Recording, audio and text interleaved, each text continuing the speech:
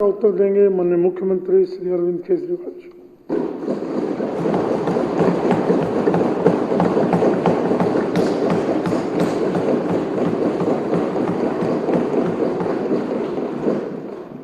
आदरणीय अध्यक्ष महोदय, अभी कुछ दिन पहले बीजेपी का एक बहुत बड़ा नेता मिला मेरे को। उससे काफ़ी लंबी चर्चा हुई मेरी, और उसने जो जो बातें बताई वो इतनी चौंकाने वाली थी कि आप सब सुनोगे तो रोंगटे खड़े हो जाएंगे। उसने मेरे से पूछा कि केजरीवाल जी, आपको क्या लगता है मोदी जी अडानी की इतनी मदद क्यों करते हैं? मैंने कहा दोस्त हैं दोनों, इसीलिए करते हैं। कहते बस इसलिए। कहता मोदी जी ने आज तक किसी के लिए कुछ नहीं करा, अपनी वाइफ के लिए कुछ नहीं करा, अपनी माँ के लिए कुछ नहीं करा, उनके भाई गुजरात में रहते हैं उनके लिए, किसी रिश्तेदार के लिए कुछ नहीं करा, राजनीतिक गुरु के लिए कुछ नहीं किया। वो अपने दोस्त के लिए इतना कुछ करेंगे, ऐसा कैसे हो सकता है? दोस्त पे इतने मेहरबान क्यों हैं? ऐसी भी क्या दोस्ती है? आज के ज़माने में कौन कोई भाई के लिए कुछ नहीं करता, दोस्त के लिए कौन करता है? तो मैंने कहा फिर क्या मामला है? कहते आप खुद सोचो, इतना बड़ा क्राइसिस हुआ, हिंडनबर्ग की रिपोर्ट आई, चारों तरफ थू थू हुई, पूरा क्रैश कर गया अडानी ग्रुप। मोदी जी इतने स्वार्थी आदमी हैं कि अगर केवल मामला दोस्ती तक होता तो 2 मिनट में उसको साइड करते और कहते मेरा कोई लेना देना नहीं इससे। अभी भी उसको बचाने में लगे हुए हैं। कभी एसबीआई को कह रहे हैं इसको पैसे दो, आज अखबार में आया पीएफ वालों को भी बोला इसको पैसे दो। सारी एजेंसी अभी भी उसको पूरी तरह से उसको बचाने में लगे हुए हैं। तो मैं भी अचंभे में रह गया कि मामला तो कुछ अलग ही है। क्यों ऐसा भी क्या दोस्त हो गया कि दोस्त डूब रहा है और फिर भी उसको पूरी तरह से इतना बड़ा पॉलिटिशियन है। पॉलिटिशियन के लिए तो परसेप्शन सबसे इंपॉर्टेंट होती है। कोई आसपास वाला अगर कहीं, वो तो आदमी कह देता है यार मेरे से मिलना बंद कर दियो कल से, वो उसको अभी भी बचाने में लगे हुए हैं। और उसने मेरे को बताया कि, मैंने कहा फिर मामला क्या है? तो कहता है जी अडानी तो केवल फ्रंट है, अडानी में सारा पैसा मोदी का लगा हुआ है। मैंने कहा ये कैसे हो सकता है? ये नहीं हो सकता। कहते हैं अडानी के अंदर सारा पैसा मोदी जी का लगा हुआ है, अडानी केवल फ्रंट है, अडानी तो केवल मोदी जी का पैसा मैनेज करता है, मैनेजर है। उसको 10%, 15%, 20% इतनी कमीशन मिलती है, बाकी सारा का सारा पैसा मोदी जी का लगा हुआ है। अगर कल को जांच हो गई, जेपीसी बैठ गई, ईडी की जांच हो गई, सीबीआई की जांच हो गई, तो अडानी नहीं डूबेगा, मोदी जी डूबेंगे। जिस दिन अडानी डूबा उस दिन मोदी जी डूबेंगे। मैंने कहा यार उनको पैसे की क्या जरूरत है? प्रधानमंत्री जी को, मोदी जी को, उनके ना आगे कोई ना पीछे कोई, उनको क्या पैसे की जरूरत है? तो कहता है सर पैसे की हवस होती है, लत होती है। कहता है इतने दुनिया में इतने बड़े बड़े अमीर आदमी हैं, उनको कोई अब और पैसे की थोड़ी जरूरत है, लगे पड़े हैं सारे, और पैसा और पैसा और पैसा। बोला हवस होती है। बोला जिस दिन अडानी दुनिया का सेकंड रिचेस्ट मैन बना था, अडानी दुनिया का सेकंड रिचेस्ट मैन नहीं बना था, मोदी जी दुनिया के सेकंड रिचेस्ट मैन बने थे। और अब मोदी जी का ख्वाब है, उनका सपना है कि वो दुनिया के रिचेस्ट मैन बनना चाहते हैं। प्रधानमंत्री तो बन गए, वो दुनिया के रिचेस्ट मैन बनना चाहते हैं।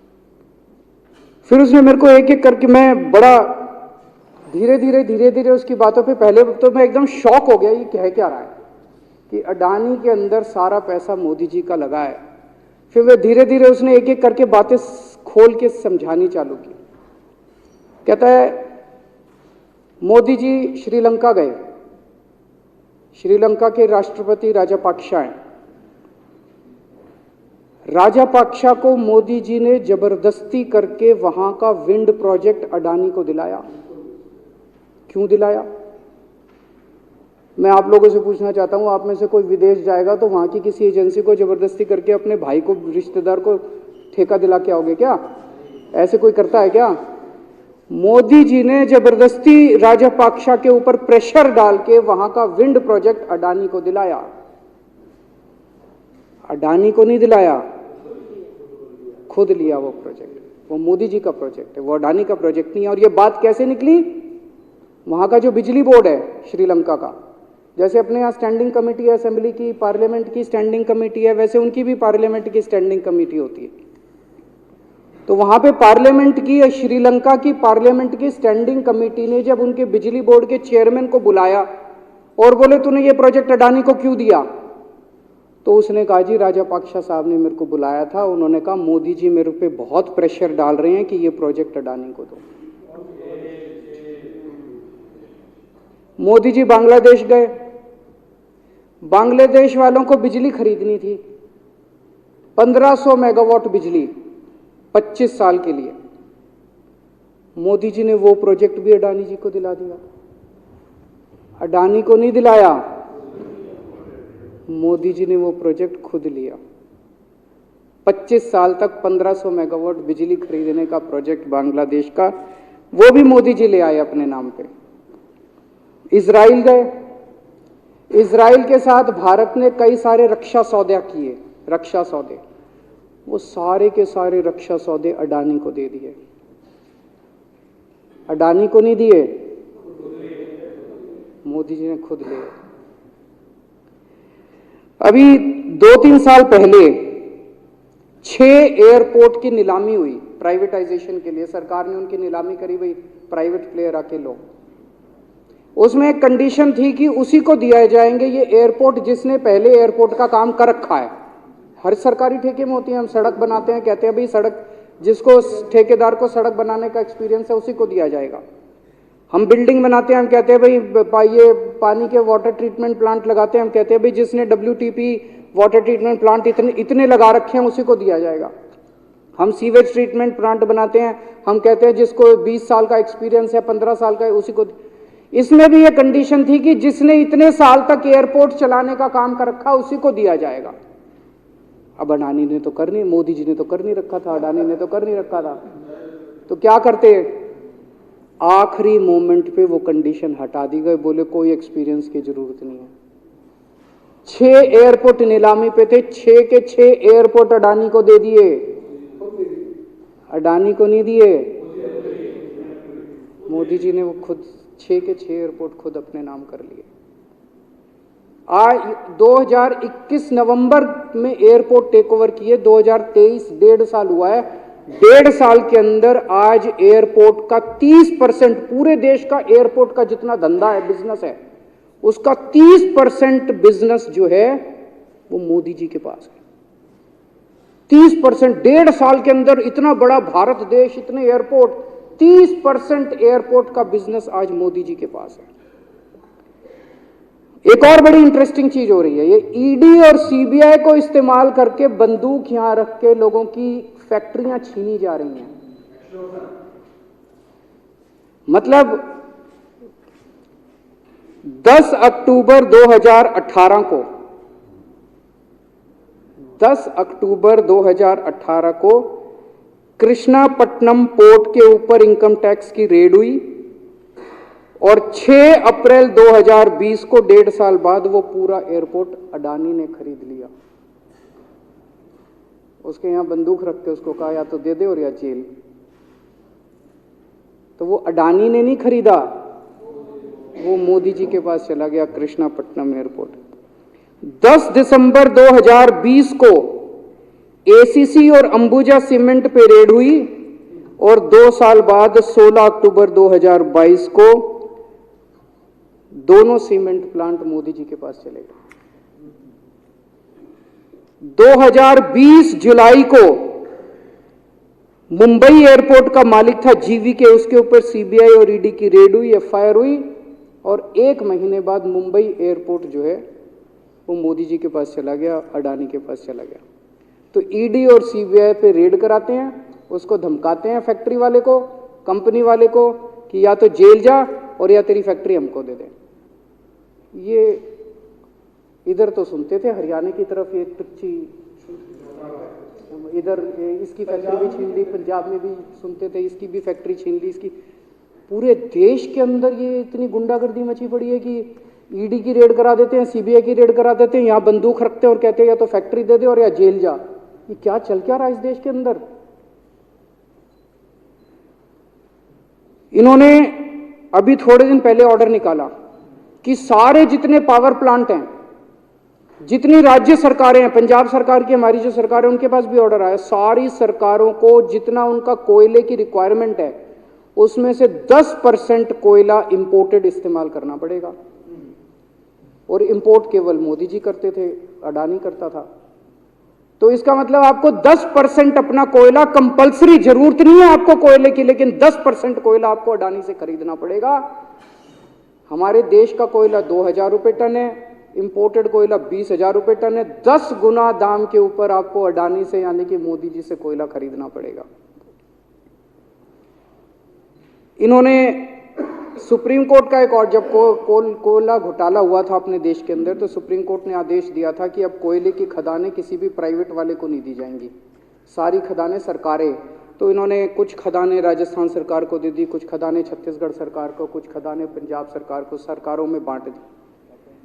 बाकी पूरे देश में केवल राज्य सरकारों के पास खदानें हैं। केवल अडानी के केस में उन्होंने एक्सेप्शन करके अडानी को कोयले की खदानें दे दी और उसमें भी ऑर्डर कर दिया कि 4000 कैलोरी से कम वाला कोयला जो है उसको रिजेक्टेड माल माना जाएगा, जबकि वो सबसे अच्छा कोयला माना जाता है और वो रिजेक्टेड माल इसको फ्री में मिलता है। तो कम से कम 2800 करोड़ रुपए का कोयला हर साल फ्री में मोदी जी ले जाते हैं। 2800 करोड़ रुपए का कोयला हमारी खदानों से हर साल मोदी जी निकाल के ले जाते हैं। 2014 में, अभी जो अतिशी जी ने कहा, 2014 में अडानी जी की यानी कि मोदी जी की जायदाद 50,000 करोड़ की थी। 7 साल बाद इनकी जायदाद हो गई 11.5 लाख करोड़। मोदी जी इतना पैसा लेके कहां जाओगे? 11.5 लाख करोड़ रुपए की जायदाद, 7 साल में इतना लूट लिया आपने देश को। 2014 में 609 नंबर पे थे, अब ये सेकंड रिचेस्ट बन गए, अब रिचेस्ट बनना चाहते हैं। ये तो लेकिन कुदरत है, कुदरत तो बड़ी ताकतवर है। किसने सोचा था एक दिन हिंडनबर्ग रिपोर्ट आएगी और 24 घंटे के अंदर सारा तहस नहस हो जाएगा। 1947 से लेके 2014 तक 67 साल में भारत देश ने, सारी सरकारें जितनी आई सबने मिलके 55 लाख करोड़ रुपए का कर्जा लिया था भारत सरकार ने। 2014 से 2022 7 साल के अंदर 85 लाख करोड़ रुपए का कर्जा ले लिया, दुगने से भी ज्यादा। जितना 67 साल में लिया था उतना 7 साल में ले लिया। ये पैसा गया कहां? ये पैसा गया कहां? ये सारा इनकी जेब में गया। तो मैं जनता को कहना चाहता हूं, आप तो जीएसटी देते हो, अपने बच्चों का पेट काट के टैक्स देते हो, दूध पे, दही पे, हर चीज पे जीएसटी देखो। वो जीएसटी का पैसा जाता है जनता की उसमें खजाने में, वहां से वो जाता है अडानी के खजाने में और वहां से वो जाता है मोदी जी के खजाने में। दोनों हाथों से लूट मची हुई है, पूरे देश को लूट रहे हैं प्रधानमंत्री जी, मोदी जी पूरे दोनों हाथों से लूट रहे हैं। कोयला लूट रहे हैं, एयरपोर्ट लूट रहे हैं, सड़कें लूट रहे हैं, बिजली लूट रहे हैं, पानी लूट रहे हैं, कुछ नहीं छोड़ा, सब कुछ लूट रहे हैं। जितना कांग्रेस ने 75 साल में नहीं लूटा, उससे 10 गुना इन्होंने 7 साल के अंदर, 8 साल के अंदर लूट लिया देश को।